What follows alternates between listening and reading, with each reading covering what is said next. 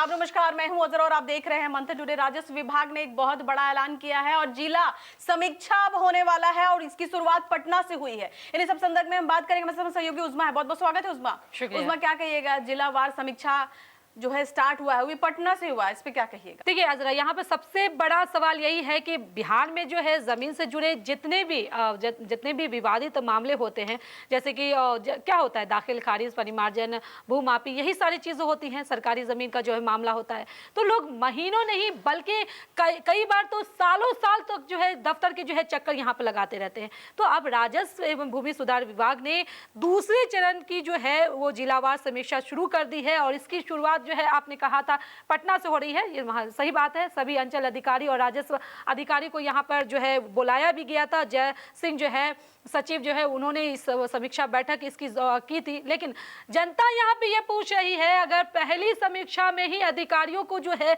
मतलब सारे जो है निर्देश दे दिए गए थे कि लंबित मामलों का जो है वहाँ यहाँ पे जल्द से जल्द जो है निपटारा किया जाए, जन शिकायतों का जो है यहाँ पर समाधान करे, तो फिर दूसरी समीक्षा की जरूरत क्यों पड़ गई? जब पहली समीक्षा इसका मतलब फेल रही आपका, मतलब कहीं ना कहीं यही ना कहेंगे कि पहली समीक्षा जो है वो निर्देश जो है जमीन पर पूरी तरीके से लागू नहीं हुई।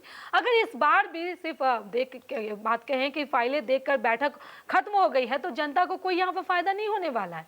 लेकिन अगर अधिकारियों से जवाब यहाँ पर मांगा गया है कि कितने दाखिल खारिज हुए हैं, कितनी यहाँ पे जो है शिकायतें निपटाई गई हैं, कितने राजस्व न्यायालय के केस जो है यहाँ पे खत्म हुए हैं और खराब प्रदर्शन करने वालों पर कार्रवाई हुई है या नहीं हुई है, तय समय पर समीक्षा जनता के लिए राहत बन सकती है कि नहीं, इसके लिए मतलब सिर्फ बैठक ही नहीं, नतीजे यहाँ पे देखना बहुत जरूरी है।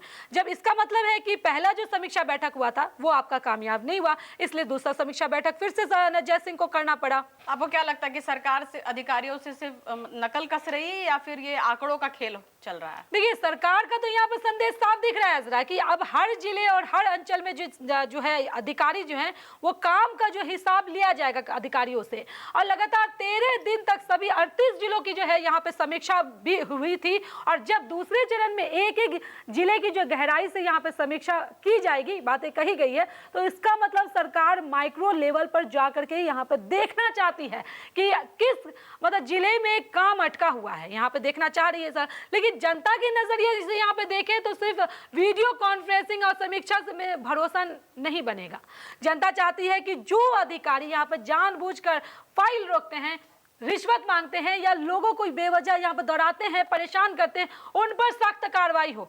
सरकार अगर समीक्षा के बाद जिम्मेदारी यहाँ पे तय कर देती है और खराब प्रदर्शन करने वाले जितने भी अधिकारी हैं उस पर कार्रवाई करती है और अच्छा काम करने वाले को मतलब यहाँ पे प्रोत्साहित करती है, तब ये अभियान सफल शायद हो सकता है। वरना ये भी एक सरकारी बैठकें बनकर यहाँ पे रह जाएगी, जैसे हर बार होती है, जिसकी खबर अखबार में छपेगी लेकिन जनता की जिंदगी पर इसका कोई बदलाव नहीं आने वाला है, जनता का मतलब कोई असर ही नहीं पड़ने वाला है, क्योंकि समीक्षा होगी, कोई फायदा होगा नहीं, पेपर में छपेगा, बातें वहीं पे खत्म हो जाएगी। तो आपको क्या लगता है इस समीक्षा से क्या आम आदमी को फायदा मिलेगा या फिर सरकार को इससे कुछ फायदा होने वाला है?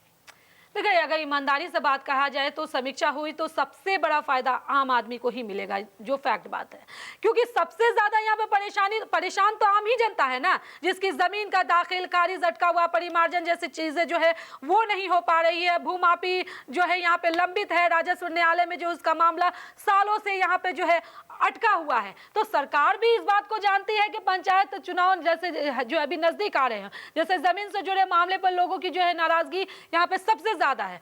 तो इसलिए यहाँ पे सरकार यहाँ पे क्या चाह रही है कि लंबित जो मामले हैं उस पर उसका जो तेजी से निपटारा हो ताकि लोगों को यहाँ पे राहत मिल सके। और सबसे बड़ी बात है कि मतलब प्रशासनिक जो छवि है वहाँ यहाँ पे सुधारनी चाहिए। लेकिन अगर समीक्षा के बाद भी लोगों को अंचल कार्यालय के यहाँ पे चक्कर ही लगाने पड़ रहे हैं तो ऑनलाइन जो आवेदन है उसके बावजूद महीनों का लोगों को जो यहाँ पर इंतजार ही करना पड़ रहा है, शिकायतों का समाधान यहाँ पर हो ही नहीं रहा है, तो जनता इस पूरे कवायद को सिर्फ क्या कहेगी, क्या मानेगी? दिखावा ही तो मानेगी। यही तो कहेगी कि सरकार इस पर दिखावा कर रही है, क्योंकि बातें तो बहुत हो रही है लेकिन जमीनी हकीकत क्या है वो तो जनता खुद बयां कर रही है, जनता तो खुद बता रही है इस बात को।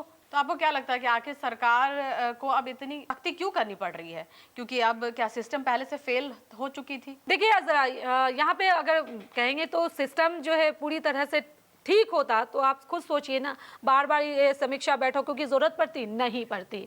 सच ये है अजरा यहाँ पे कि राजस्व जो विभाग है वो लंबे समय से लंबित मामलों, शिकायत, भ्रष्टाचार के आरोपों से ही यहाँ पे जूझ रही है।